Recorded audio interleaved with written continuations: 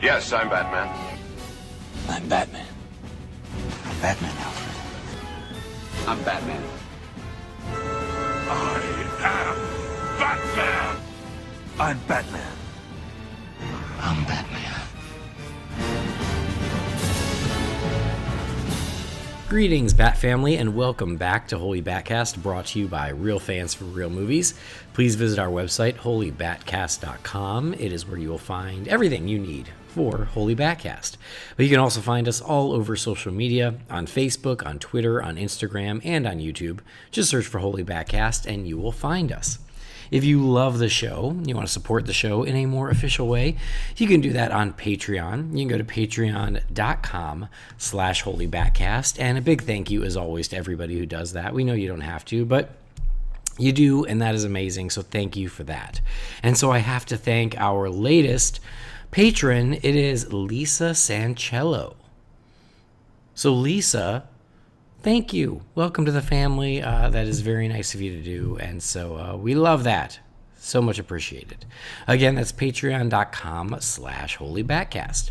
We are part of the Real Fans Podcast Network. So if you can't get enough of the shows with my voice and some of our friends, you can check those out at rf4rm.com or follow the network on Twitter at rf4rm.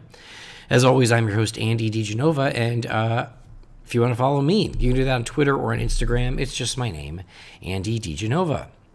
Now, this episode, we're going to catch up on some news. There's a lot going on, including some casting news, which is very exciting. And so we're going to finally talk about that. It's not new news anymore, but I've been waiting for my voice to come back. And as you can hear, it's kind of back. It's back enough that we're going to make this happen. But yeah, please be patient as I'm waiting for my voice to come back to full power. So that way I can sing Christmas carols for all to hear in the next few weeks. I'm a wait till Thanksgiving person, but that's just me. But by then, my voice should be back to full power, and then look out. I'm singing. Anyway, joining me, it's my Bat brother from down under. It's Brendan Lowe. Hey, Brendan. How you going? Overall, I am good. I wish my voice was as strong as it could be. I wish I was at Mariah Carey level, but I'm not. I'm more at Britney Spears level. I was going to say you're more the Milli Vanilli level at the moment. I'm slightly higher than that, but yeah. Okay. I actually saw a meme the other day. It's like kids today will never understand real music, and it was a photo of Milli Vanilli. I know. They were the best. They were. Blame it on the rain. Yeah, yeah. My sister was super in love with them. She was heartbroken when everything happened. I was going to say. But if you don't know what we're talking about, kids, Google Milli Vanilli. I'm surprised you know them. I didn't know that that scandal made its way. Oh, dude, it was huge here. To Australia. My mum had their album. My sister had a poster of them on her wall. Wow. Yeah. She was committed. And I mean, it is a good album. Yeah, it's a good pop album. It's just not what you paid for, really. Right. They changed Welcome the format to of Milli Cast. Yes, I would love to start a podcast about Milli Vanilli. And then we're just the faces of it, and somebody else actually records it. Exactly. Oh, that would be so nice. I wouldn't have to do any work. I'd have to grow my hair out, though, wear a beret. Yeah, I'd have to try and get dreadlocks somehow, and I think we could pull it off. Yeah. So anyway, we have some news to talk about. We have some Wayne Manor mailbox. We did not have time to watch Batman Beyond, so that's going to get pushed off a little bit till the next time. Which people will just have to forgive us. I know you're brokenhearted about it. I actually did try and make it work, but yeah, it's been a hectic 24 hours for me, so I just didn't have time. Yeah, it really has, and so I don't feel bad because it's just a busy time, and I want to catch up on everything that's been happening because it has been a little while because I lost my voice. So yeah, last week me and Jamie were ready to record. This time it was not on Jamie. He was good to go. It was on me. I just couldn't get the words out, and so I was like, yeah, this just ain't happening. I'm just calling it. No. Sign language doesn't work on a podcast. I know this is not a visual medium, so looking cute No. isn't enough. In fact, it amounts to nothing. Yeah, no. Which is why, as we're recording, I am in my pajamas and unshowered and looking horrible.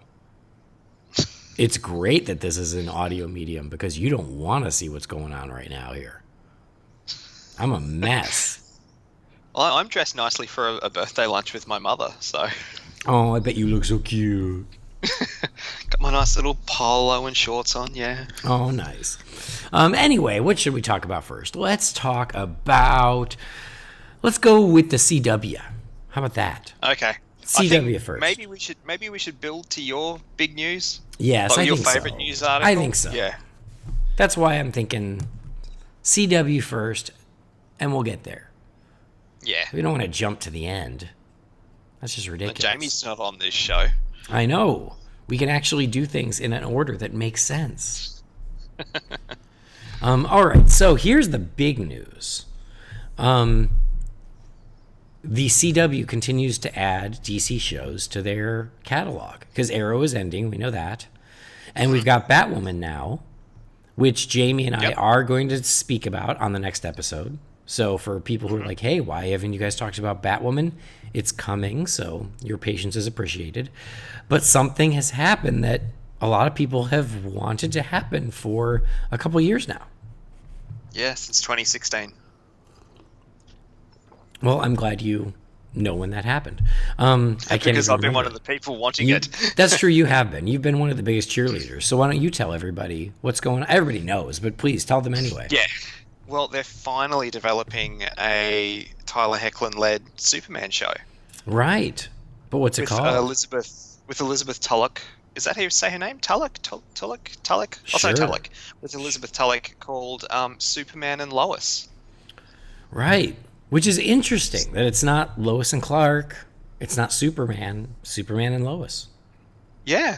So it's from what I've read, it's going to sort of focus on them, and John's going to be in it. So it's them raising their son in a modern world. You know, it's sort of the usual CW shtick. But yeah, I mean, look, I've been saying, like I said, from his first appearance in Supergirl in 2016, it's like Hoechlin needs to have his own Superman show yesterday. And I even told him that when I met him earlier this year. I was just like, dude, you're killing it. Like, you need to have your own show. And he was So very you did appreciative. this. This is all on me. So We you're can all thank welcome. you. He said, you know what? I never thought of that before. Thank you, little Australian boy.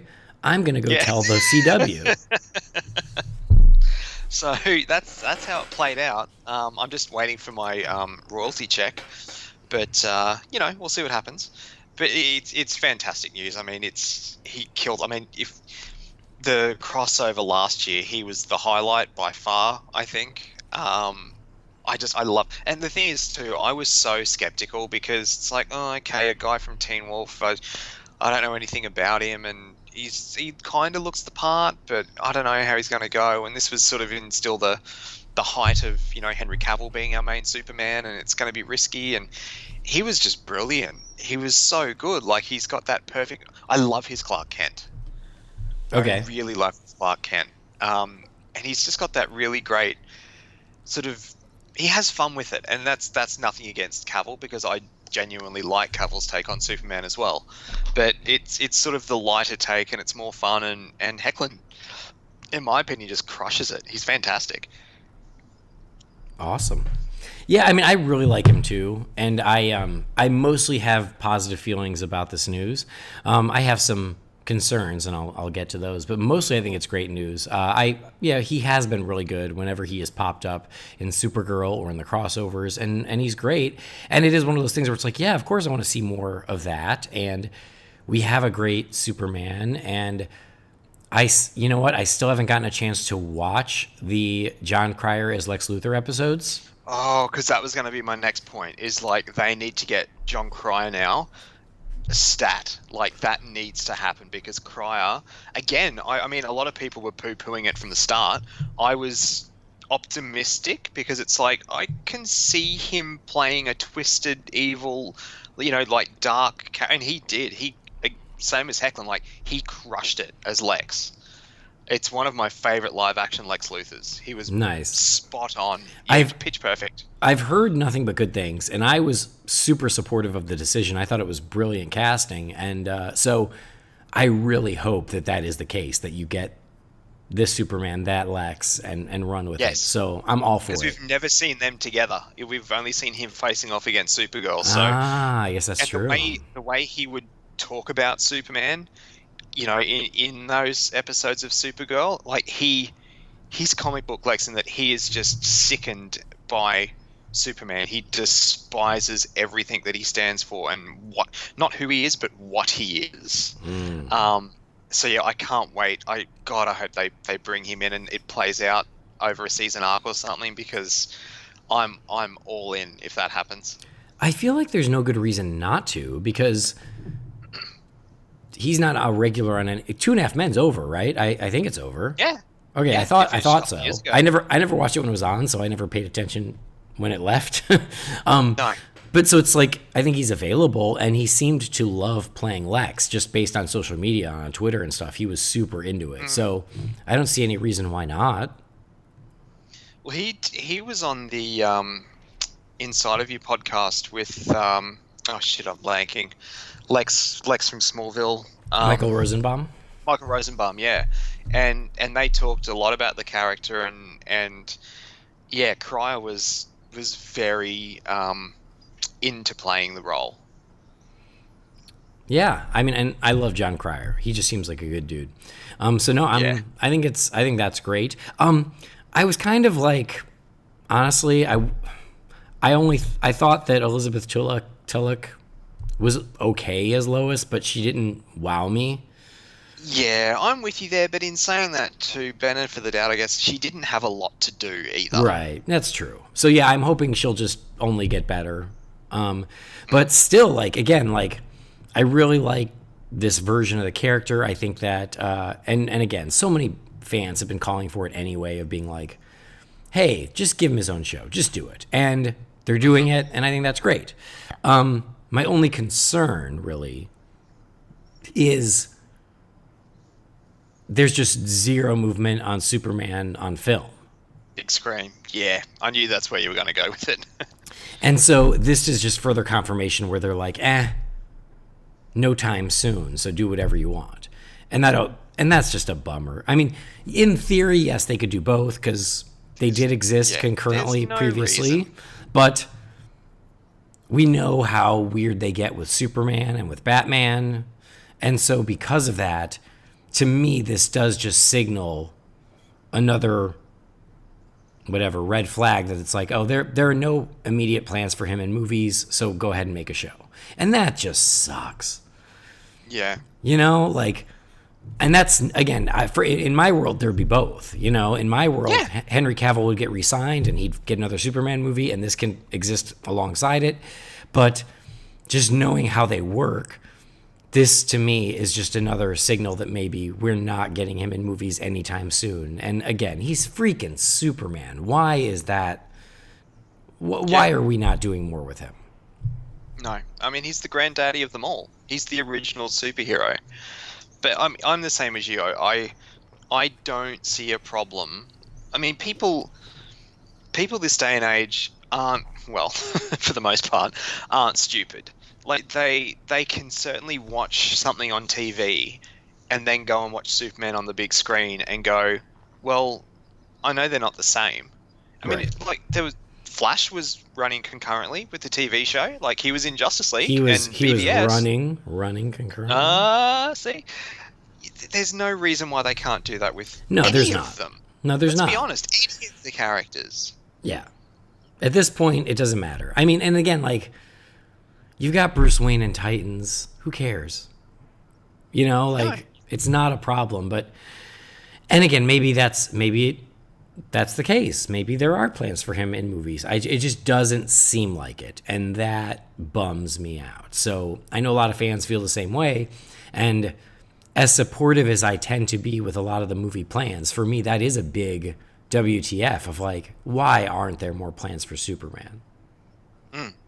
I mean, if anything, you just isn't it giving you an opportunity to make more money because you've got the character appearing in more locations? Like, yeah, it does boggle my mind a little bit. Yeah, but that said, focusing on the show itself, I'm into the show. I'm excited for the show. And I do like the idea that it's Superman and Lois. I like that Lois is very much going to be an equal part of it. I think that's just as important. And so, yeah, I'm super excited about it. I'm excited to see what they come up with. So the former showrunner of The Flash, Todd Helbing, is writing the pilot. And the executive producers will be Greg Berlanti, of course, who Greg Berlanti at this point, he almost rules the DC universe. It's crazy how much stuff he has done and continues to do. Sarah Schechter and Jeff Johns. Mm-hmm. So exciting to see what comes of that. It doesn't look like there's news on an ETA for it, but I don't know if it's in development now. It's not weird to think maybe fall of 2020. Yeah, I was going to say probably around, the September, October next year. I wouldn't be surprised. Yeah, like the Batwoman slot of this year was October. They do they do a big announcement and trailer and stuff at Comic-Con, and I could see it playing out that way. And then this was an interesting little footnote, is that there is so even though Arrow's ending, there is a spinoff called Green Arrow and the Canaries in development as well. I think it's just called The Canaries. Okay. Because I think the comic is called Green Arrow and the Canaries, but because Green Arrow is finishing, I think, I could be wrong, but the way I read it was it's just going to be The Canaries. Okay, that makes sense. So maybe this what I'm reading is referencing that it's based on the comic called that. I think so. Okay. But that's interesting too. Get tweets, but yeah. Yes, it is.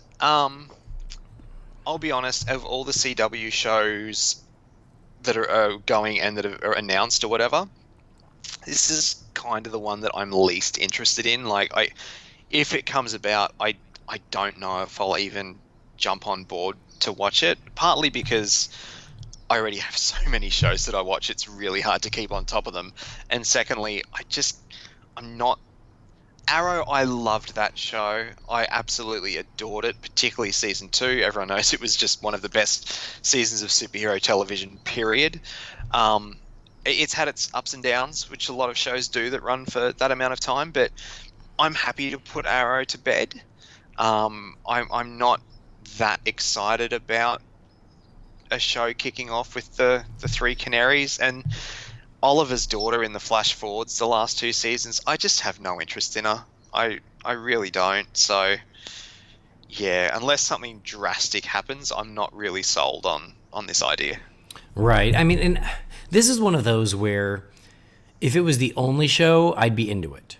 But I've dropped out of shows that I really like Supergirl. I like Supergirl, but I haven't watched it in a year because there's just too many, and it fell by the wayside. And same thing with Arrow, and same thing with Black Lightning, is a lot of these have just fallen by the wayside. I've only watched the first season of Black Lightning too. Yeah, because there's just too many, and it's not slowing down, and so I just have to be more choosy. And so that's why, Superman show, of course, but, am I going to find the time for Canaries? I don't know. I've got Titans, I've got Doom Patrol, I've got so much else to watch. I have nothing against a Canaries show. Harley Quinn starts in a couple of weeks. Right. I just don't know where I'm going to find the time for it. I'm exactly the same.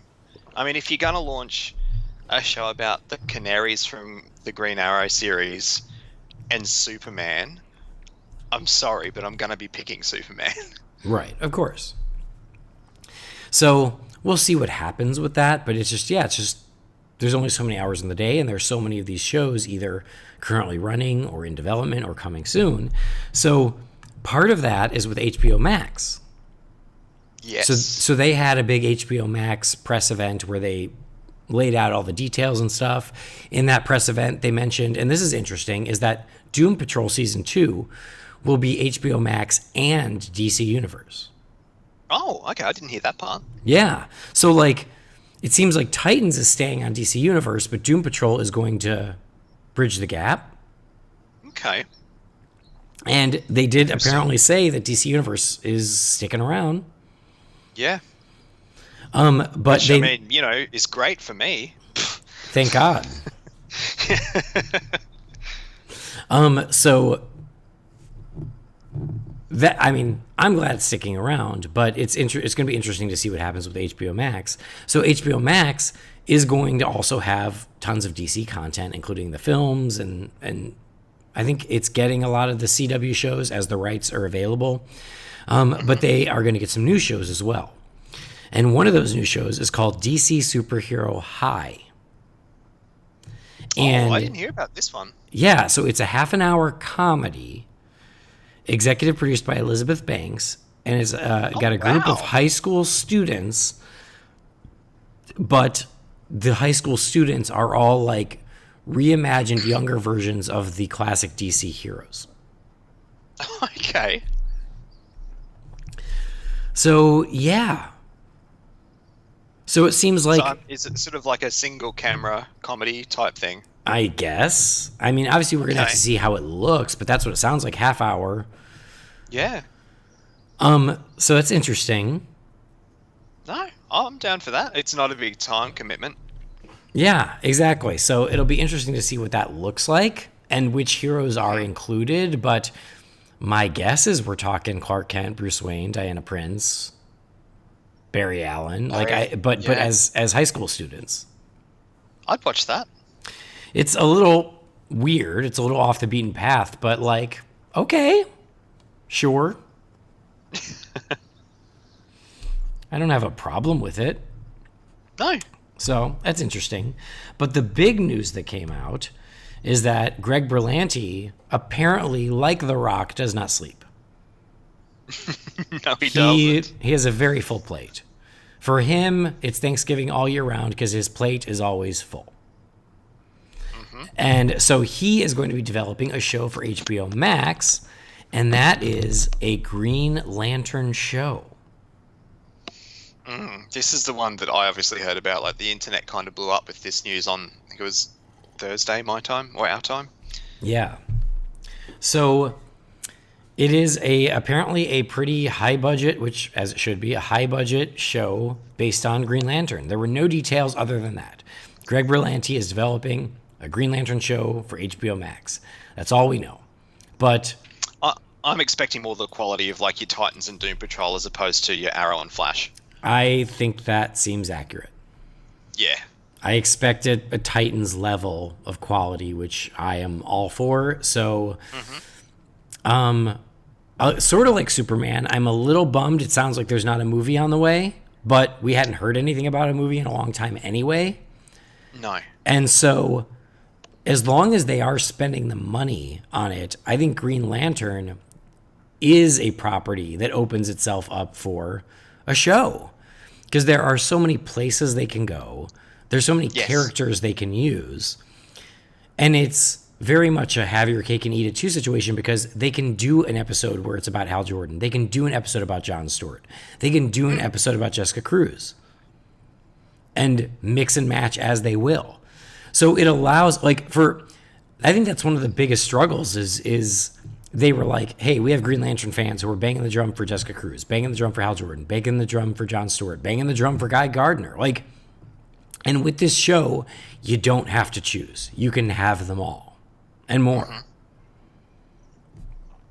I mean, you could do what do they call that sort of TV series like American Horror Story and stuff, where each season's sort of a different thing. An anthology? Anthology. I mean, you could almost do that as well. Like, if you have shorter seasons, like say the length of a BBC series or something, like 6 or 7 episodes, you could do that about one of the lands, and then the next season's another one. And if it keeps going and it's successful, you could bring them all together and have like a huge, team up series, or, something like that. It doesn't need to just be like the Hal Jordan show or the Jon Stewart show. Right. Exactly. No, and I think that would be awesome. So again, I'm sure they ran the numbers when they were like, do we do this? Can we do it? Can we do it justice?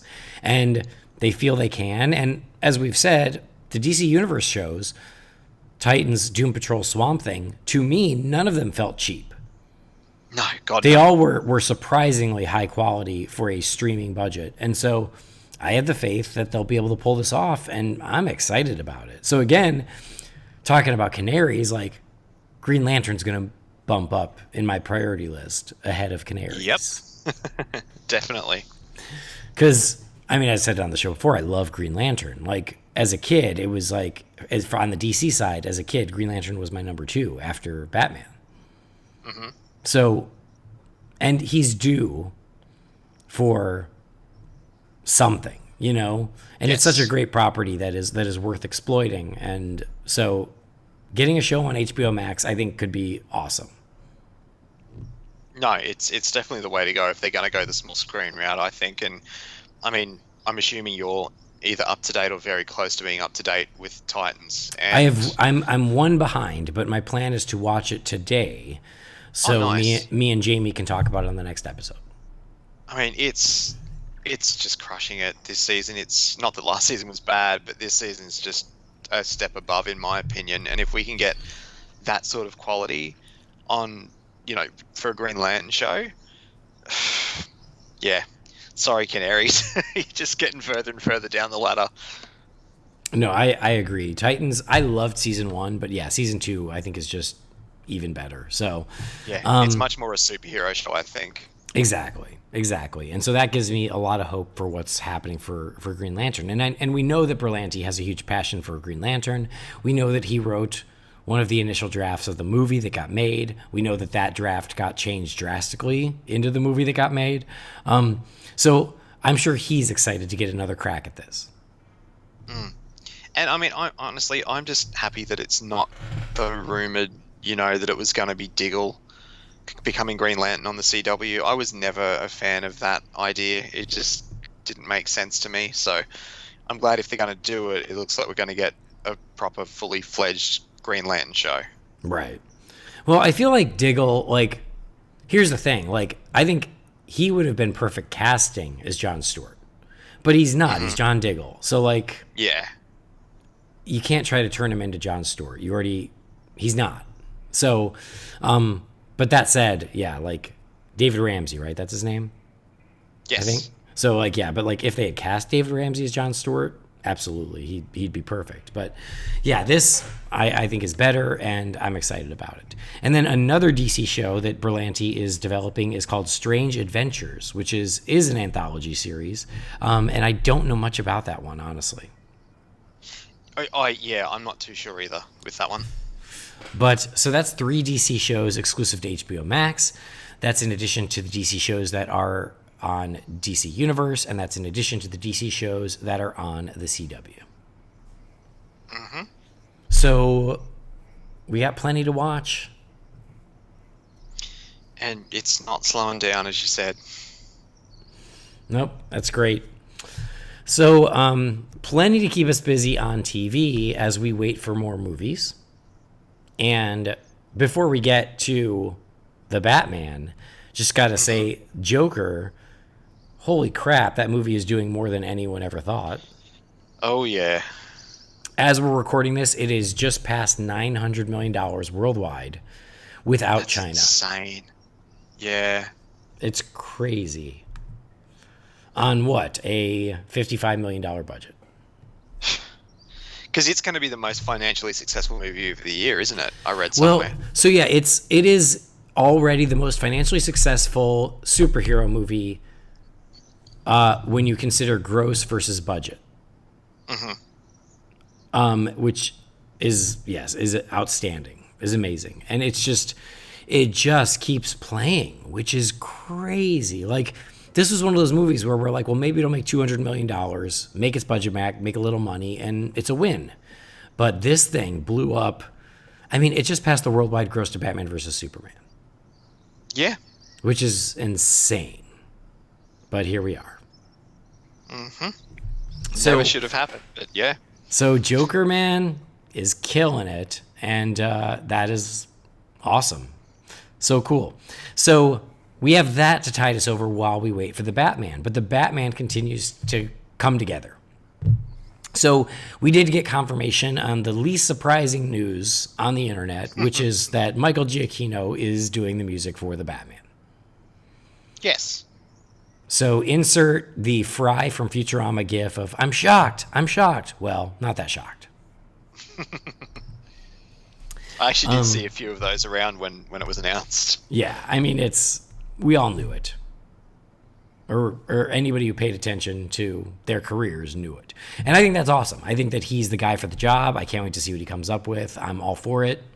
It's even though it's not a surprise, doesn't mean it's not perfect. But he's someone who is now dabbled in, he's playing on both sides of the fence, and then some. So what's he done? Because you know me, I'm not a big score person. So what's he done? So for Marvel, he's done the last two Spider-Man movies, Homecoming and Far From Home. And then I think he did Doctor Strange as well. And he did the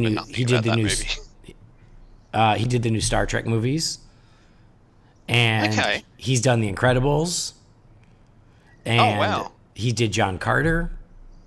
And he's just he's kind of the go-to guy for big epic scores these days. And now he's putting in his first DC score. Nice. And he did the Apes movies for Matt Reeves already. Oh yeah, because that's where everyone was like, well, it's going to be him because they've got that history together. Exactly. So it's him.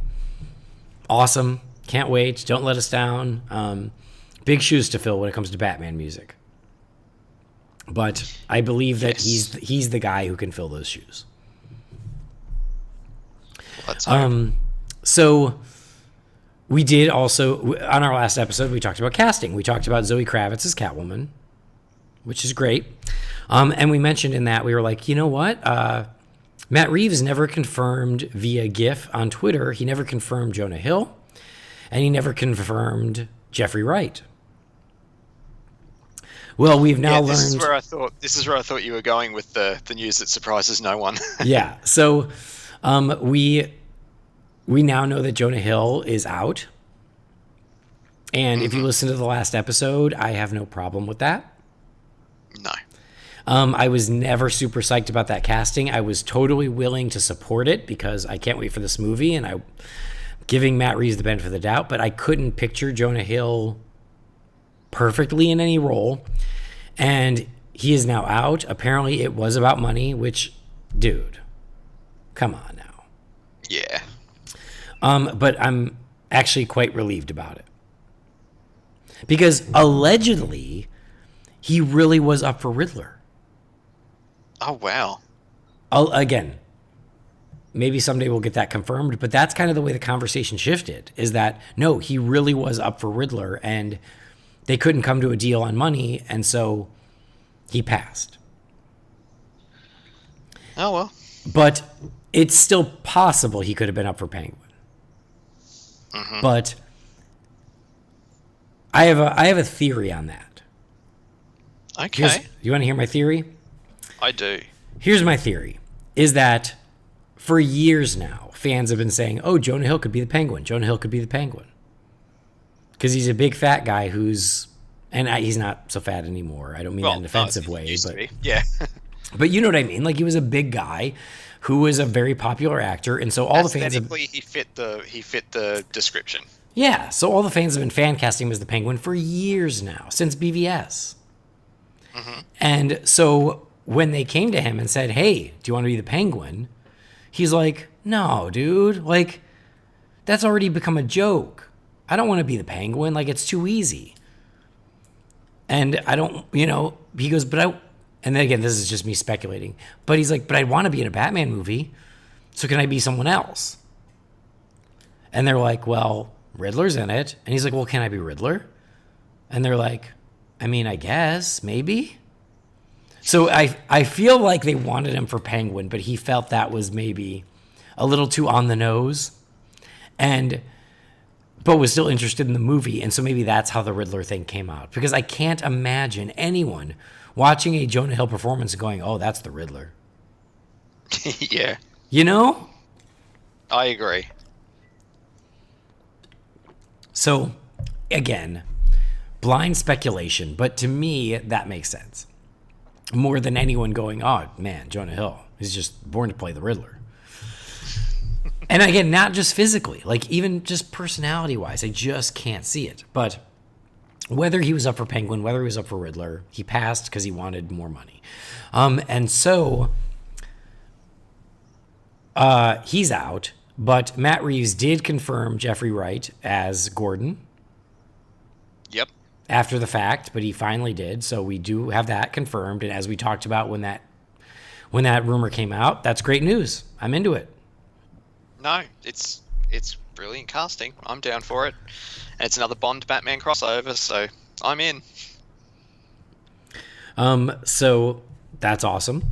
And then when the news that the Jonah Hill passed on the role, whatever role that might have been, within 24 hours, I think Matt Reeves tweeted out, and I think it was hit maybe by like Hollywood Reporter first, and then Matt Reeves almost immediately confirmed it, is that Paul Dano has taken the role of the Riddler. Mm-hmm. Now, this is someone I haven't seen in anything for a very long time. So there were two stories, and again, I don't know what's true. One of the stories was that Paul Dano was ready to go in case Jonah Hill passed. Mm-hmm. The other story is that Jonah Hill was up for Penguin, and Paul Dano was always meant to be the Riddler. Paul Dano, to me, aesthetically looks more like Edward. Well, we're going Edward Nygma or Edward Nashton. It would appear the latter. Yeah. But he looks, to me, he very much looks like the character. Oh, totally. And when I saw this, I breathed a huge sigh of relief, and I was like, okay, now that is inspired casting. Mm-hmm. That I can see as the Riddler. He can be creepy AF. He can be super calculating. He can be super scary. He just physically looks more the part, and it's someone that was on nobody's list. No, and I always like it when that happens. Oh, yeah. When it comes out of left field and you go, oh, man, that's a great call. I love that. Mm-hmm. And that's what happened here is I was like, oh, man, I never would have thought of it in a million years because you're right. I feel like it's been a few years since I've seen him in anything big. Yeah. But as soon as they said it, I went, oh, man, I can see that. That's great. See, I've only ever seen him in The Girl Next Door because I always just think of him as like the goofy friend neighbor named Klitz. And then I saw him in Ruby Sparks, which was actually really good. Oh, wow. That's the one where the novelist writes about the girl and the girl comes to life. Oh, okay. I've never seen it. Yeah, it's good. I know him from There Will Be Blood. And then was it Prisoners? Yeah, I haven't seen either of those. He was in Looper too, but I haven't seen that either. Yeah, but he's one of those actors who's been doing amazing work in movies for years, and he's yet to really graduate to the A-list, but he's just always great, and he's very much a character actor. He can change. He changes drastically from role to role, and he's just someone who's incredibly talented, and I was like, oh, wow, that's actually really cool. So I'm into this choice. And you're finally getting another Riddler on the big screen. And I'm finally getting a Riddler on the big screen. I'm so excited. Another Riddler on the big screen. I mean, we haven't gotten Riddler in a movie since 1966. It's been a long time between trigs, hasn't it? Yeah, so I am super excited. But yeah, as you said, Matt Reeves actually put the hashtag Edward Nashton instead of Edward Nygma. Which confused a lot of people. So I'll be honest, I know the Edward Nashton thing. Yeah. I don't know when it came about, though. And I meant to look it up, and guess what? I forgot. So I forget when that happened, when they went with the name Edward Nashton, and then he changed his name to Edward Nygma. I want to say it's a more modern thing, but I could be wrong. It could be from 80 years ago, and I just don't realize it. But I thought his name was always Edward Nygma, and then sometime maybe in the 90s, they like retconned it and were like, hey, that's a bit too much. What if he changed his name? Yeah. What if he changed his name from something to Edward Nygma, and that was where Edward Nashton came from? Mm-hmm. That is my memory of it, but again, don't hold me to it. I could be wrong. It could have gone. It could be way older than that, but my memory is it was a more recent invention because some writer was like, "Hey, Edward Nygma was just too much." Yeah, I mean, as long as the character's right, I don't really care what his, alias, is that his alias? Well, I mean, I don't really care what his alter name ego, is. yeah, Alter ego, yeah. Yeah, it doesn't really bother me either. I don't have super strong feelings. I mean, I always say Edward Nygma just because that's the more prevalent one, and so that's what I think of when I think of the Riddler. But like, I don't feel that strongly about it because there is precedent for both names. So sure, I'm much more interested in the actor and the performance and the writing, and I love that we got it. He's coming. Mm-hmm. This movie's looking pretty good in terms it really is. Characters that are in it. I mean, we got a great Batman, we've got a great Catwoman, we've got a great Gordon, and now we've got a great Riddler. So the only casting I was nervous about was Jonah Hill, and that's the one that didn't work out. So right now, of the confirmed, 4 for 4 as far as I'm concerned.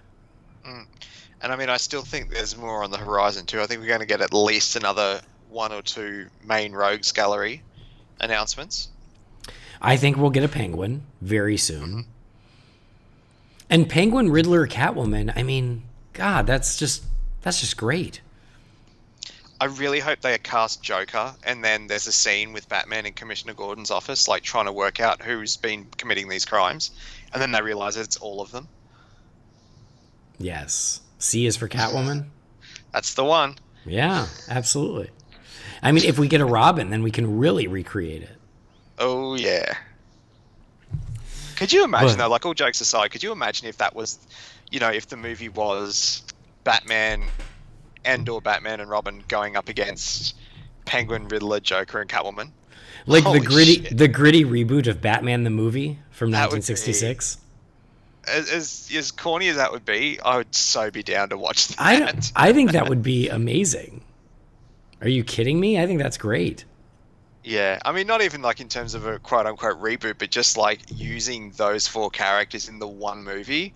Yes. Holy shit. That would be just next level awesome. I agree. I don't think we'll get Joker, but we'll get 3 out of 4. No. I don't think they'd be pulling the trigger on that anytime soon. Right. But hey, why not? Why not a third Joker in 4 years or however long it's been? So yeah, I mean, the fact that we are finally getting the Riddler in a movie, I couldn't be happier, and I'm super happy with the casting. So, more great news. Yep, it keeps rolling on. I mean, production's got to start soon, surely. Oh yeah, I mean, I want to say it's the new year. I want to say it's like January. And didn't Pattinson come out recently and he made a comment about his Batsuit, saying how like it was a mind-blowing or amazing or something like that? Like, yeah, he's been very good about saying the right things but still saying nothing. Nothing, yeah. Like he's been very good about dancing around the questions but not saying no, being like, so he's been giving some very vague answers about how excited he is to play Batman, how complicated a character Batman is, how the Batsuit is cool, but nothing super concrete just yet. No. And the Earth, I read somewhere too that apparently Earth 1 could be an influence on the costume. Interesting. Come on. I wouldn't be sad Blue if and they gray. brought back Blue yellow. and gray. And the yellow. Do it. Make it happen. Certainly set it apart from everything that's come before. I believe in you.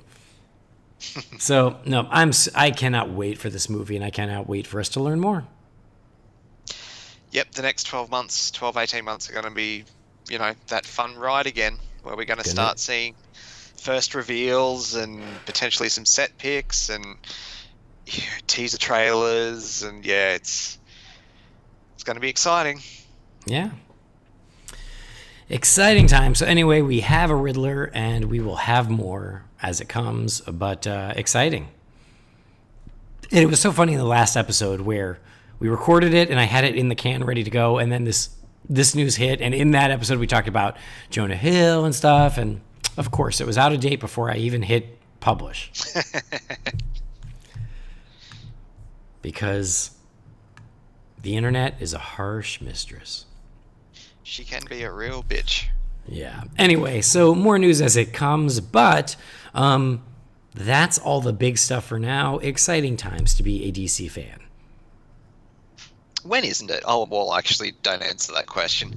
Somewhere around the year 2000.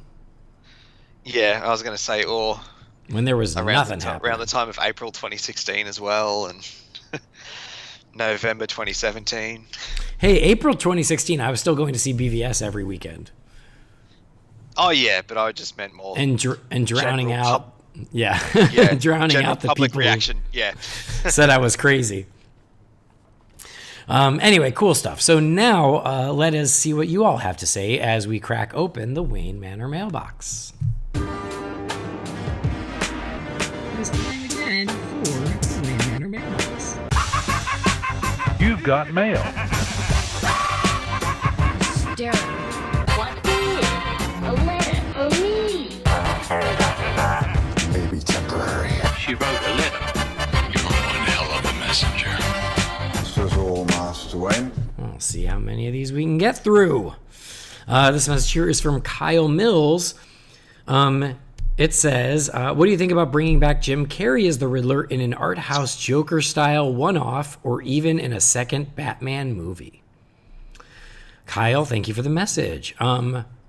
What say you, Brendan? Look, it would be...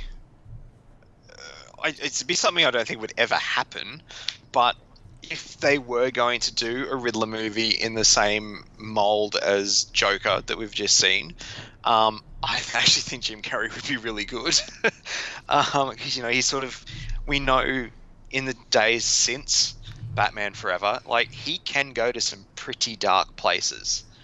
And he's just kind of, in real life, I think, dark and zany enough to actually probably give a really, really good performance. Because he's a comedic actor and stuff, but he can genuinely really act.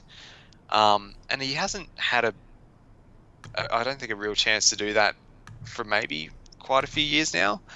But I mean, I definitely, and I'm not saying this taking in my baggage of Batman Forever either. Like, I just think he'd actually do a genuinely good job. So I've always said, as much as I don't like his version of the Riddler in Batman Forever, if we had gotten him just 3 years later, I think he would have been an amazing Riddler. Like post-Truman Show. Because when we got him, he didn't know how to pull back. And a couple years later, he learned that very important lesson. And I think if we'd just gotten him a couple years later, I think he would have been great. But we didn't. Now I think the ship has sailed. I think that, yes, he could have, or even if you wanted a movie like this, a one-off, a few years after 1995, somewhere around the year 2000, I think he would have been great then. But now, 2019, if you were going to do a Riddler one-off movie, I just think that he's a little too old for it. So I don't think that he would be bad. I think he'd be amazing. I think he's finally gotten a little too old. Yeah. Because I was thinking more like, Joaquin, I think, is too old to be doing a Joker origin story. But again, using sort of the one-off rule, that's where I think he could get away with it. But yeah. Well, yeah. Joaquin Phoenix, I think if you watch the movie, he's playing 30. Yeah. He don't look 30. No. But no, he doesn't. Even so, he's still 10 years younger than Jim Carrey. Oh, is he? I think. I'd have to look it up, but that's my guess. I want to say Joaquin's about my age, 41, 42. And I think that Jim Carrey's now in his 50s by now. Yeah, that'd make sense. So I could be wrong, but that's my neighborhood guess.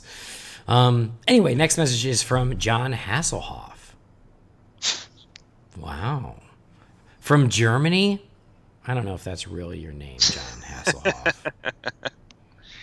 I think you might be playing us. Anyway, he says... I reckon there could be a few illegitimate Hasselhoffs running around Germany. That is true. That's a great point. I hope so. He says, I'm a big fan of the show. See, he's a joker. He says, I was wondering if you could reboot Inspector Gadget, who would you cast? I think Will Ferrell would make a great Gadget. Thanks from Germany, John Hasselhoff. This may be one of the most random questions we've been asked on this show. We had an Inspector Gadget question last time. I wonder if it's the same guy. Oh, it could be. Inspector Gadget weirdness. I don't even know where to start with that one. I don't either. I mean, Will Ferrell, sure. I like Will Ferrell. I think who can be super funny with a straight face? Because that's what Inspector Gadget has to be. I think Steve Carell did a really good Maxwell Smart. That's true. So he could do Inspector Gadget. Actually, that's a movie I think was severely underrated, and it could have turned into a decent franchise as well. I actually really liked that take on Get Smart. I thought it was good. Yeah, it was fun. It was fun. Aside from the very weird fat shaming subplots. Yeah, and the 99 like completely changing. Yeah, that was odd. That was so weird, but I still mostly liked it. Yeah. I guess I will say Ty Burrell from Modern Family. Actually, that's a really good call. Because he can be super hilarious with a straight face, which is what I think I love him in that show. I love Phil Dunphy. He's kind of my spirit animal. That's the kind of father I want to be. I have faith in you. I think you can do it. All right, next message is from Marcio. It says, "Hey, Andy and the Holy BatCast family. I just worked out. I discovered Holy BatCast when Andy was a guest on Batman News all those years ago, and I've never looked back. It's hands down my favorite podcast. Keep up the great work. I listened to your Joker review episode, and I thought, what a great opportunity to write in. After all, Andy asked for it." It says, "I have to say I 100% agree with Andy. I wanted to love the movie so much, but I kept waiting for Arthur Fleck to become the Joker, but it never happened. I realized he didn't mean to become a symbol, but he started something that felt very political, and even reiterated that on his speech on the Murray Franklin show, with his comments about how some people are not nice to him or others. Joker shouldn't kill people because people are not nice. He shouldn't care. I agree it's a good film with good performances that will win Warner Brothers and Joaquin Phoenix lots of awards, which is great for everyone, but it feels like a script where they just added the DC IP to attract people as much as possible, just like Pennyworth. If you take the Wayne's murder and the purple suit out, you could title this Arthur the Clown, and not many people would make the connection to Joker. Having said that, I liked the escape doors they left to allow everyone to decide how they want to take this version. I appreciate the Batman connections they did make, they just weren't enough. As I said, I don't want to make this a big argument. I'm glad a lot of people are watching and loving the film. It proves that comic book movies don't have to follow a formula, and you can explore different fascinating traditional genres. I can't wait to see what comes next. Also, you guys said that Joker was the first Elseworlds movie. Aren't all DC films not in the DCEU Elseworlds? Couldn't you call Halle Berry's Catwoman an Elseworlds movie? Apologies for the long email, but I needed to vent my thoughts on Joker and express my support to Andy. Maybe we agree because I love Batman the Animated Series, and it's still my quintessential version of the Bat family and villains. Enough for me. Greetings from England, Marcio. Thanks, Marcio, and thank you for the support. And yeah, I've gotten plenty of people who have agreed with me and plenty of people who did not agree with me. And I'm good with that, that's how I felt, but I don't want to take, for people who this is connecting with them 100%, I don't want to take that away from them, and that's great. I wish it had connected the same way for me. So you're not alone. I'm glad I'm not alone, but for the people who think it's the best DC movie or the best movie of the year, I don't want to rain on that parade either. Brendan, thoughts? Menus at restaurants. Great. Good story. As someone not so wise once told me, menus at restaurants. Oh, awesome. Thank you for that. Next message is from Aaron Chavez. It says, "Hey, Batman, on episode 232 of the podcast, they had a question about a dream director for a Batman movie. Given recent comments, this guy wouldn't do it, but a Scorsese Batman movie with the Penguin as the villain would be great. Jack Nicholson could be a good older Penguin. He doesn't have to fight Batman because he's an untouchable mob boss.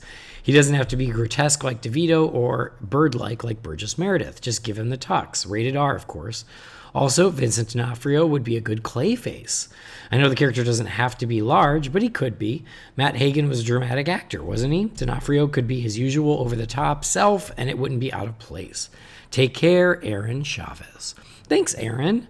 Yes, I think a Scorsese Batman movie with the Penguin, Jack Nicholson as the Penguin, especially like maybe not right now because Jack is pretty old these days.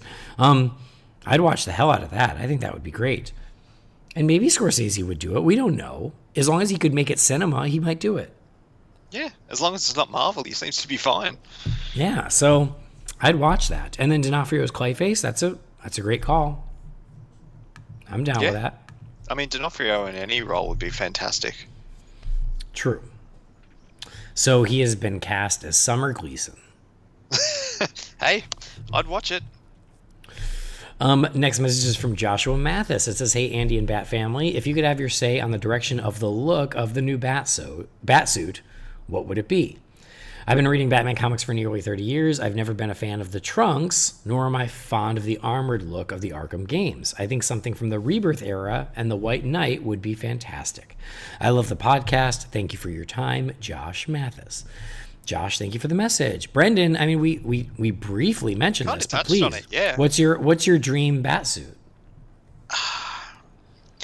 I feel that I got my dream Batsuit with Affleck, to be perfectly honest. But now that I think we've done the black rubber, black armored suit, whatever, to death, and we've done the grey and black now. So honestly, I'm with you. Like, I wouldn't mind seeing them mix it up a little bit. I don't know if we'd get the blue and grey, but I'd be down for the grey and black, but with the yellow symbol, or bring the trunks back. Sort of keep it as comic accurate as possible would be my advice. Don't go back to the black rubber that we've had for 20 something years. I agree with that. 30 years since Batman 89. True. Which is what changed the look of Batman forever. No pun intended. So, I mean, yeah, I've already kind of said it. Like, I think that, like, let's use the Affleck suit as the base. Yep. That material, but a little less rubbery. Change the logo to the yellow oval and a more traditional bat symbol. Make the black parts very, very dark blue. Make the gray parts dark gray. Lengthen the ears a bit, and boom. Mm-hmm. That's what I'd want. But I mean, yeah, if you want a comic thing, I think that honestly, like, the New 52 Batsuit was great. I'm not a huge fan of the one that they did for Rebirth, where it's like it's the bat symbol but with like the yellow outline as opposed to a yellow oval. Yeah. And like kind of the purple, like, it's fine, but like it's not my favorite. So yeah, like the New 52 one seemed pretty on the nose, and I think that would work great if you wanted to go black and gray. But for me, yeah, I'd love to see blue and gray somehow. I'd love to see someone pull it off. Mm-hmm. Next message is from our old pal Imad Alaguz. It says, "Hey guys, last time you said that we haven't seen a comic accurate Batman on screen yet, and I agree. In your opinion, what would a comic accurate Batman movie look like? Love you all, Imad." Imad, thank you. Well, we're already kind of along those lines, aren't we, Brendan? Yeah, I think that's what we're hoping the Batman will be. That's what we want it to look like. I agree. I mean, we just talked about the look, and I think that I stick with my answer for that. I want to jump in midstream where Batman is already Batman. He's already operating at the height of his powers, and the story is just about him defeating some evil plot in Gotham where he's already great at his job. It isn't him starting. It isn't him ending. It's mid-career Batman. And someone who's a little more acrobatic, because I love that aspect of Batman that we haven't seen so much on screen, with the fighting prowess of Affleck Batman, but younger and less jaded. The more heroic version of Affleck Batman, the younger, more heroic version of Affleck Batman. Does that make sense? Yes. So yeah, I just feel like, and then yes, with a good, healthy helping of detective work. I think that, yeah, I mean, I think we've come close, but it's grabbing the bits and pieces from all the versions we have gotten and putting the best of that. And so where I go, oh God, I feel like I'm watching Batman the Animated Series, or I feel like I'm reading a Batman comic. Yeah, that's actually perfect because, I mean, yeah, give me live action Batman the Animated Series and you can't go wrong. Right. Absolutely. And with Robin. Yes. All right, next message is from Andrew Haskell. It says, greeting Andy and the BatCast family. How are you? Happy Halloween. I'd like to know, what are your predictions for the Wonder Woman 1984 trailer? And what are your thoughts on the Star Wars Rise of Skywalker trailer? Thank you, Andrew. And yeah, we did get it. That was a piece of news we didn't discuss, is that they have confirmed that the first Wonder Woman 1984 trailer will be at, it's like a Comic-Con in Brazil in December. Okay. Yeah, I knew it was in December. I wasn't sure where it was, though. So I imagine that trailer will come online around the same time.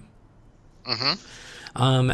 Which is exciting because, yeah, that was tweeted out by Gal. It was tweeted out by Patty Jenkins. So that is coming imminently, which is great. Any predictions for that trailer, Brendan? Oh, I hope we get to see Cheetah. I say no Cheetah yet. I say yeah. Tease her, don't show her.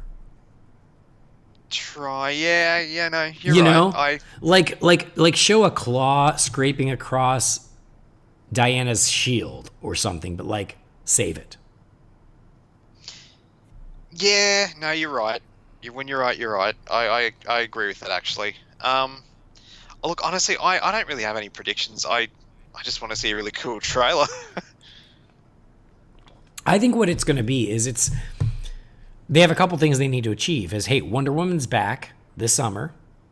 Remember how much you loved her? She's back. And then here is the very 80s vibe we're doing with this Wonder Woman 1984. I don't think it's going to be very story heavy. I think they'll save that for a later trailer. But I think it's, hey, check out Wonder Woman, check out what's new, and yes, then tease the villain and more to come.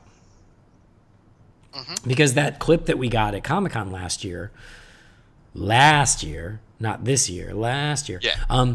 Was very much like this very cool 80s vibe. And as everybody is celebrating the 80s these days, I think they're going to lean into that hard, and I think that we're going to get that from the trailer too. Yes, I hope so. My guess is they will include a portion of that scene that we saw at Comic-Con, since it's been pirated to hell and everyone has seen a crappy version of it anyway. I actually haven't, to tell you the truth. Yeah, it's out there. I think just maybe photos. I can't remember if video actually ever made it. I think I did see video. I think so. Okay. I haven't gone looking for it, though, to be honest. That's all right. Wait to get it for real. Don't watch a crappy video of it. All right, next message is from Brian. Oh, Star Wars Rise of Skywalker. I'm sure you have a bunch to say about that. Yep. I have too much to say that I don't have time to say it now. Great, very helpful. I think the trailer looks great. I'm excited about it. I don't know what else to say. It looks fittingly epic. It's great to see the new trio back together again. Seeing Carrie Fisher again, like, makes my heart hurt, but also my heart smile at the same time. So no, I thought it was a great trailer, and I like that it's showing a lot of sizzle, but it's holding back on details, so we can all be surprised in December. So I like it. Mm-hmm. All right, now, next email's from Brian. It says, "Hey guys, happy October. I hope your favorite month went well. When I'm watching Legend on DVD last week, the first trailer for The Dark Knight played before the film. I immediately stopped what I was doing and watched the trailer, burning my eggs in the process. I think you might have talked about favorite Batman trailers before, but my question is this: what were your favorite trailers for any DC film? Personally, mine were the first trailer for The Dark Knight Rises and the second trailer for Man of Steel and the Comic-Con trailer for BVS. Secondly, on a recent pod, a listener asked about your favorite Batman moment in pop culture. My two favorite were Adam Scott in Parks and Rec buying a bat suit, and the Goldbergs episode based on Batman '89, which was directed by Kevin Smith. That was a good one. Lastly, while I'm a fan of Paul Dano as the Riddler, a quick casting idea I had. What were your thoughts on Matthew Rhys as Riddler? He was my personal choice. I've been a fan of him since The Americans, and he's done great work ever since. As always, thanks for the pods, and best of luck, Brian. Thanks, Brian. Okay, favorite DC trailers, Brendan? First full trailer for The Dark Knight. I don't know how many times I watched that. I think triple figures. I watched the absolute shit out of that trailer. For the 6 months I had to wait from when it was released to when the movie came out. The second trailer for Man of Steel, definitely. When we first got to hear the score and everything, that was a spectacular trailer. I really liked the first Shazam trailer, actually, the Comic-Con trailer for Shazam. Mm-hmm. I know that it dropped the same day that the first Aquaman trailer dropped, and people were losing their mind about the Aquaman trailer, and I was just kind of over here going, that looked okay, but holy shit, Shazam looks amazing. Cool. So, co-sign the Dark Knight trailer. I feel exactly the same way. That trailer was amazing. The trailer for Batman Returns rocked my world way back when.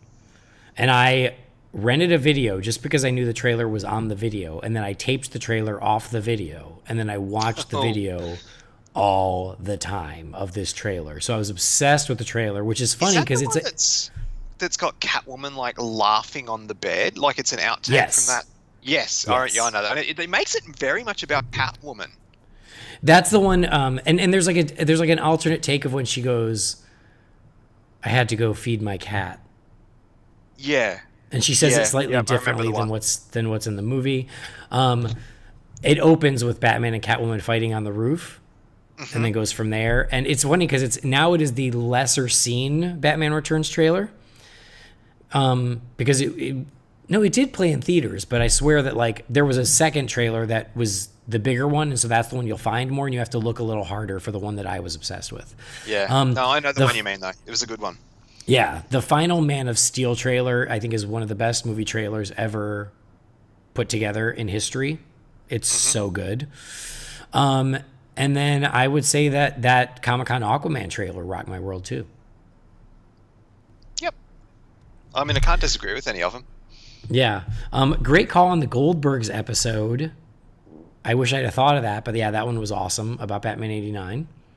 That was good. And then Matthew Rhys. I don't know if I know who that is. He said from The Americans, I can kind of picture the face.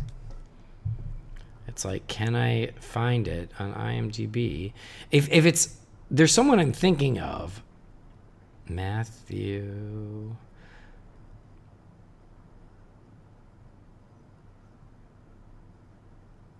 Oh, here we go. Matthew Rhys, The Americans. I don't really know him. So I don't have strong opinions. He looks familiar, but yeah, I honestly don't really know him well enough to give a good answer, other than I will trust you that he could be great. I mean, aesthetically, I can kind of see it, but yeah, I haven't really seen him in anything to pass judgment. Yeah, so sure. If you think so, I support you. All right, next message is from Mark Bickford. It says, "Hey, Andy, Jamie, Brendan, and sometimes why." Usually I send you dense paragraphs of text and spend my commute to work praying that Andy doesn't pass out from lack of oxygen because he finishes reading them. Yeah, amen to that. It says, I won't do that this time. I have a bunch of short takes and questions. First, it's still long, Mark. This is still long. I'll have you know. And now my voice is paying for it. So I hope you're very proud of yourself. It says, go back to that email from a few weeks ago that asked about nudity in the DC movies. I'll admit that when the Ultimate Edition of BVS was announced with an R rating and 30 minutes of footage, I hoped that 5 minutes or so of that extra runtime would be an extended Zack Snyder slow-mo sequence of Amy Adams in the bathtub. The bathtub, I knew that's where it was going. Yeah. I swear that you can, like, almost see a nipple. Oh, dude, it's crazy how fine they cut that. It's insane. Like, I swear. But instead, you get Batfleck butt, which still not bad.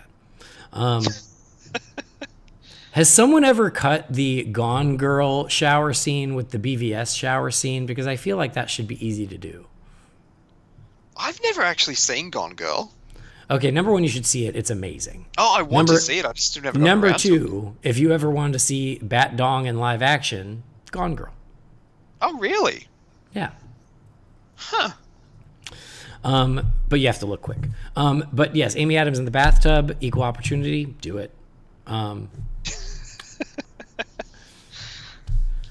Speaking of Amy, why do people hate on her Lois Lane so much? I don't get it. In Man of Steel, not only does she figure out who Clark is, but by the time they get to the climax, she's in the Kryptonian scout ship, effectively acting as Superman's Robin. In BVS, she's saddled with a plot where she's trying to discover information that the audience already knows, but at least she does it with style, so I don't get the hate. Do you understand? Moving on, I've decided I don't care if it's live action or animation, but I want Condiment King played by Gordon Ramsay.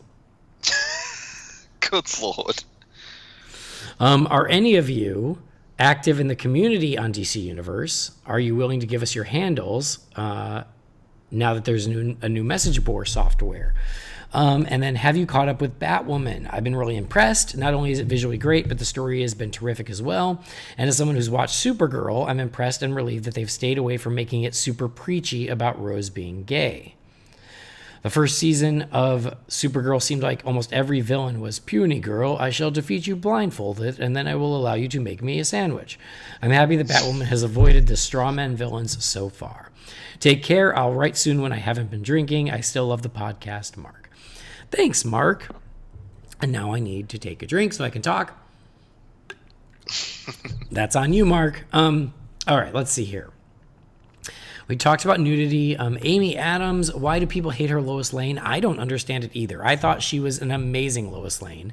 And I love that Zack Snyder gave her Lois Lane a bunch to do in Man of Steel and in Batman vs. Superman. Mm-hmm. Because it would have been very easy amongst all the superpowers for her to get shuttled off to the side, and they didn't. And I always loved that about those two movies. Justice League, she is pretty much saddled off to the side. So I love that. No, I think she's great. And I don't know why people hate her Lois Lane. I don't think people should hate her Lois Lane. No, I think she's great. Gordon Ramsay is the Condiment King. Yes. Absolutely yes. Make that happen. Matt Reeves, do it. The community part of DC Universe, no. I don't do the message boards. Like, I ain't got time for that. Life's too short for that. And Batwoman, yes, I'm caught up. And me and Jamie are going to talk about that very soon. But quick sneak preview. Brendan, have you been watching Batwoman? I have. I'm up to date. I won't go into it too much because, yeah, you guys have got an episode coming up. But I was underwhelmed to begin with, but it's slowly turning around for me. I've liked it more since she got into the actual suit, and yeah, I'm on board for now. It was mixed feelings, but I'm liking it now. Cool. I don't know. Should I say anything, or should I just make you guys listen to the next episode? It's your show. Okay, I'm just going to make you listen to the next episode. We're going to talk about Batwoman, and I'm going to share all my feelings at that time. So please be patient. And yep, that's it for now. Mark, thank you. Next message is from our pal, Mark Jurasevic. It says, first, thanks for all the hard work and dedication you bring to this show on a consistent basis to your loyal listeners. With 3 Supermen gracing the Crisis crossover, do you think we'll see all of them suit up and share the screen? We see some fantastic images of Kingdom Come Superman. Do you think that Tom Welling will suit up, especially since his suited adventures in Smallville is canon in the comics? It'd be a wasted opportunity if he didn't. Fellow Aussie Brendan has suggested that Tyler Hoechlin's version will make the ultimate sacrifice. I also thought the same, but could it be one of the others? On the movie front, recent news has suggested that J.J. Abrams will be taking over some of the DC heroes, including Superman and Green Lantern, incorporating them into Matt Reeves' Batman universe. With J.J.'s previous involvement in a Superman film, he certainly has the interest and the background. Is this an opportunity to bring back Henry Cavill? After all, he's only 3 years older than Pattinson, so it wouldn't look out of place. Anyway, thanks for answering my questions. Take care, and I'm looking forward to the next episode. Best regards, Mark. Thank you, Mark. All right, let's see here. So, do you think we're going to see Tom Welling suit up in Crisis? I hope so.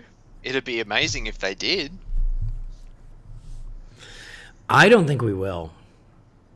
I'm not getting my hopes up. Let's put it that way. I would love it. I'm all for it. I just don't know if it's going to happen. So I'm keeping my expectations in check. Yeah, I'm the same, but it would be amazing. And I don't think Tyler Hoechlin's Superman is going to sacrifice himself because he's got a show. Not now, I don't. And so, what do you think of this murmurs about J.J. Abrams? I mean, anything to get Superman on the big screen, I'm all for. JJ is a great director, producer, writer. He wanted to do Superman a long time ago, and that, almost involved Henry Cavill, if I'm remembering correctly. Look, if there's a way to get Superman back on the big screen and it remain Henry Cavill, I don't care how it happens, just make it happen. Yeah. It'll be interesting to see what happens. Here's the thing. I'm not the biggest J.J. Abrams fan. I like him as a director, but as soon as he gets his hand in the story, I'm less of a fan. So I'm sorry for everyone who loves J.J. Abrams. I think he's a very good director. Every time he gets his hands into story, everything just starts feeling lifted from other stuff. But I still think he would be a heck of a feather in the cap for the DC films, and I think that he could definitely help develop some really good DC movies. So, of course, I will be rooting for him all the way if that's what happens. It doesn't seem like Green Lantern is on his plate anymore, based on the announcement. But yeah, if he wants to revisit Superman, I'm all for it, because I think he could make a very big, fun, crowd-pleasing Superman movie, because I do think that is one of the things he is good at. But I don't think it'll be Henry Cavill. I want it to be because I love Henry Cavill as Superman, but I think that Henry Cavill's days are done, which they don't have to be, but I think they are, and that sucks. Big time. All right. How are we on time? Okay, let's do one more, and then I'll save the rest for Jamie. Are you going to do a few more? Yeah, I've got time. The more I can catch up, the less I can do with Jamie. Yeah, we can do another 2 or 3. All right, cool. So this comes from Franklin. It says, hey, Andy and Brendan, possibly Jamie. I just heard the 7th Halloween special on Real Fans for Real Movies. I wanted to ask about the Batmobile contest that you guys discussed. Was that the contest that was an MTV commercial back in 1989 when Batman was coming out in theaters? Was Robert Wool was announcing the contest in character as Alexander Knox? Also, have any of you guys checked out Batwoman? It's great. I love it. Just wanted to hear your thoughts. Anyway, take care. Franklin Gnosis. Franklin, thank you for the message. And yeah, we did do our Halloween special, which is now available on the Real Fans for Real Movies feed. So if you want to check that out. And yeah, so that was exactly it. There was a contest on MTV that was Win the Batmobile. And the commercial was Robert Wool as Alexander Knox going, go ahead, steal the Batmobile. And I remember watching that commercial, and I wanted to win so bad because I wanted the Batmobile. Of course I did. But then we talked about it. It doesn't necessarily have a happy ending because basically what the guy won was the shell of the Batmobile with no engine. That's bullshit. And so it went in his backyard and just sat there and rotted for years. And then eventually I think he donated it to a museum or something. That's so dodgy. I know. It's one of those things that sounds great, but unless you have room for it, it's maybe not so great. But yes, that was what we talked about. And then Batwoman, we just discussed, Franklin. So you heard Brendan's thoughts, and you will hear mine on the next episode. So the suspense is terrible. Sizzle. I hope it'll last. I know. Next message is from Chris. It says, hey, Andy, Jamie, and Brendan. Superman's facial hair gets a lot of press, but few weigh in on Batman's. Where do you guys fall on Batman's beard, stubble or no stubble? I'm a no stubble guy, but I concede that a guy with such a hectic schedule wouldn't have time for a daily shave.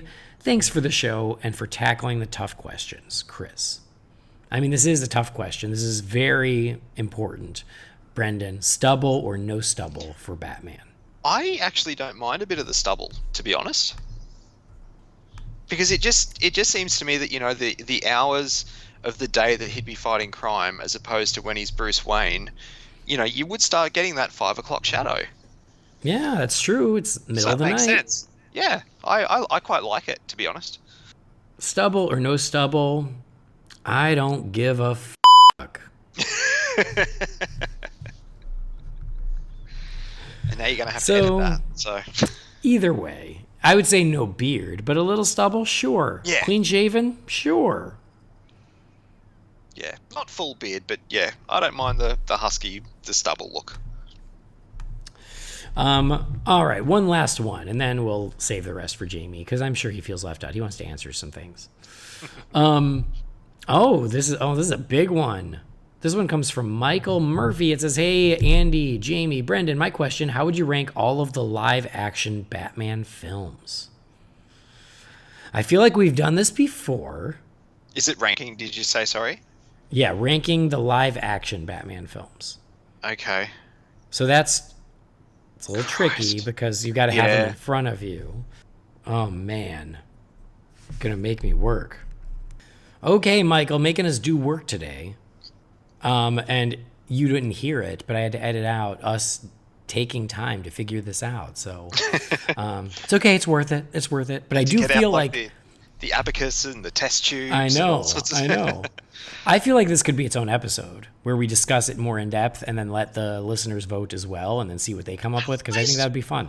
I almost feel that we have. I can't remember. I feel like I've done this before. No. Well, I feel like we've been asked the question before, and I feel like maybe we've thrown out a ranking, but we've done that with so many different things that it's almost like, was it this specifically, or was it something just close to this? Like, I feel like we've definitely done all the DCEU movies, because we get that pretty often.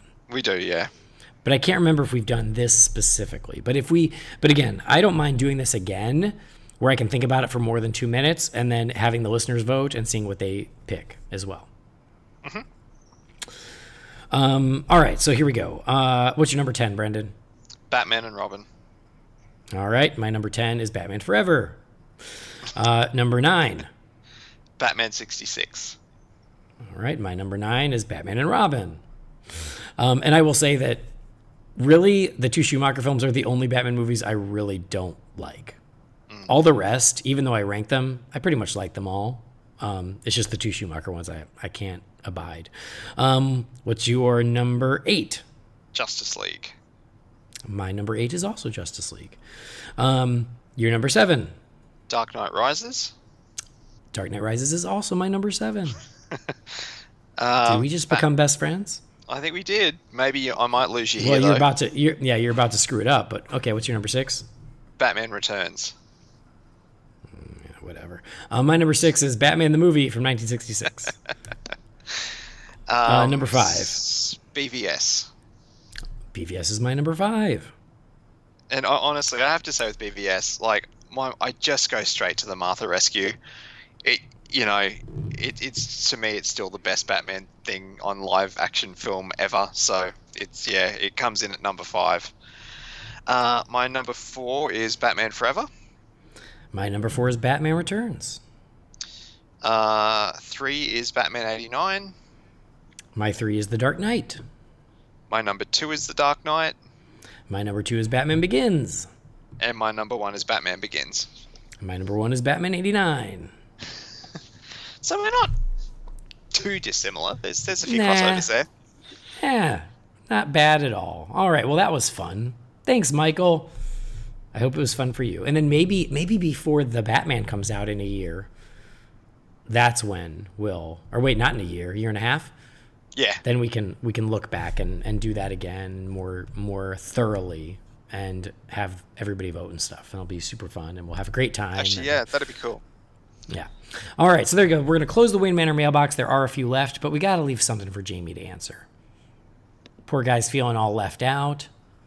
He's just finished trick-or-treating too, I think. Or he's currently trick-or-treating, or... On November 2nd? Yeah, because it got rained out where he is. Oh, yeah. So they changed it to the Weird. Saturday. Yeah. But yeah, wait till you hear the episode 14 of Why Not Futurama. Okay. Because Jamie wrote a iTunes review where he's like, I love this show, but just wait for Brendan to steal Scott's job as a co-host. I'll be honest, I haven't listened to any of Why Not Futurama just because it's been that long since I've watched it, and I genuinely don't have time to watch along with the episodes at the moment. But I am They're only hoping 22 minutes. I know, but I have so much stuff that I already watched. Like, it's crazy. And I've got more coming, like, you know, with The Crown about to hit, and Jack Ryan just launched on Friday, the second season of that, and Marvelous Mrs. Maisel's coming out very soon. Like, yeah, I'm just so chock-a-block when it comes to TV. So, I do want to, it's one day if I've got a quiet day or if I'm homesick, like maybe just chuck on my old DVD, watch the first couple of episodes, and then start listening to the podcast. Because I do want to, obviously want to support you. I just, yeah. Well, I haven't listened to your Olympics podcast. Well, that's true. So, suck my balls. Okay, we're even then. I guess we're even. Futurama show. All right, well, there you go. We're closing the Wayne Manor mailbox. If you have a message or a question for the Wayne Manor mailbox, you can send that to Holy BatCast at rf4rm.com. Thank you guys, as always, for joining us. Brendan, thank you for doing this before your big plans on this Sunday. Tell the folks at home about your Olympic podcast, because even though I don't listen, I want to support you. Let's make a deal. If we don't listen, we should just at least download them. And we can delete them. We don't need to listen to them. We should just download them. You know, I do that with more shows than I'd like to admit. I do that with all the episodes of Holy BatCast that I'm on. You don't like to listen back? Well, it's like I know what we talked about. Like some of them I do. Like I'll say to Jess, you really like this one, and we listen to it. But I don't always listen back to the ones I'm on, but I always download them. Oh, thank you for that. I listen back, but it's not like a narcissism thing. It's more like a quality control thing. Yeah, I get that. More being like, crap, I did this thing and now I won't do that anymore or whatever. And plus, I just I love reliving our nerdy conversations. Actually, it's kind of with the TV thing too. Actually, I have so many podcasts that I listen to. So if I don't have to listen to one that I've already been on because I know what it is, I'll usually skip it. And then, but I'll definitely listen to the one that you and Jamie do. Yes, it's podcasts are like DVR. Is like I have the ones that as soon as they pop in, I want to listen to them. And then I have kind of the middle tier where it's like, I'll get to them eventually. And then I have the bottom tier that's like, it downloads, but if I'm backed up, I just delete it. I don't even bother. Well, because you know that you do hit periods where your favorites will go through hiatuses, so that's when you start catching up on them. But yeah, it's between podcast and TV, man, and my job, I don't know how I have time to do anything else. I hear you, man. And like all of my shows were on hiatus for the past 2 weeks. Mm-hmm. So there you have it. I did that just so everyone at home could catch up. You're welcome. You're such a considerate person. Do it just for you. Anyway. Yeah, what we're saying, tell people where to find it. My Olympic podcast. It's called the Sitting on Our Rings podcast. So it's a bit of a play on words there because obviously you have to be careful with anything Olympic related, what you can and can't use in titles. So we went for a bit of a pun because that's how we take in the Olympics. Me and my friend Trent, we sit on our rings, which is slang for arse here in Australia. So I don't know if that translates or not, but yeah. Is it because like the butthole is a ring? It's the ring, yeah.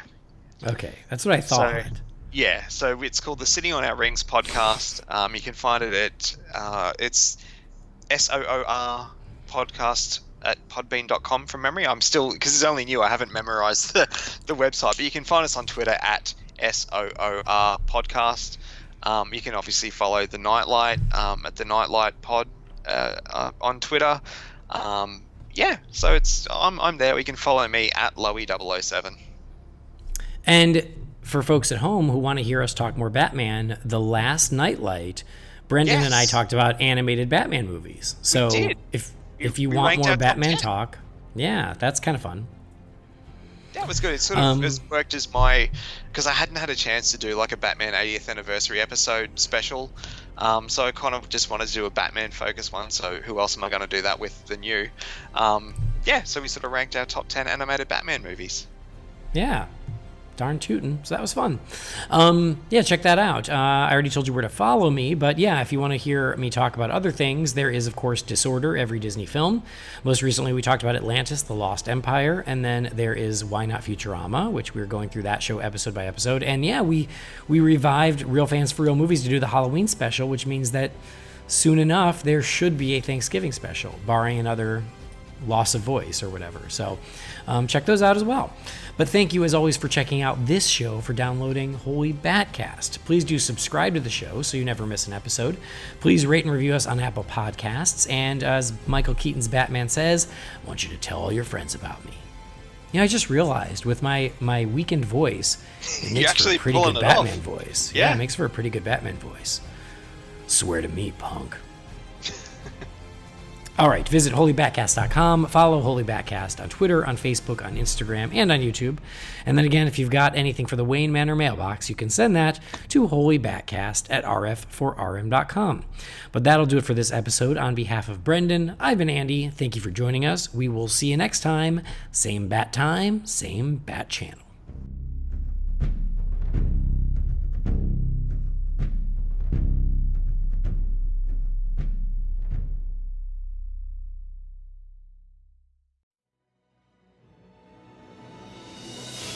Holy BatCast is brought to you by Real Fans for Real Movies. Remember, the thoughts and opinions shared by the participants are theirs and theirs alone, and do not represent the companies or organizations they happen to work for.